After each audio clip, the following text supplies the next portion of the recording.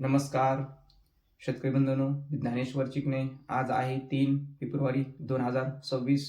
तर आपला हा अंदाज पुढील 17 फेब्रुवारीपर्यंतचा आहे आणि 15 फेब्रुवारीला महाशिवरात्री आहे. तर महाशिवरात्रीनिमित्त बऱ्याच गावामध्ये अ, अखंड हरिनाम सप्ते हा सुरू असतात महाशिवरात्रीनिमित्त व जत्रा सुद्धा असतात. तर या कालावधीमध्ये म्हणजेच जास्तीत जास्त 8 तारखेपासून ते 17 तारखेपर्यंत या कालावधीमध्ये पावसाची शक्यता आहे का?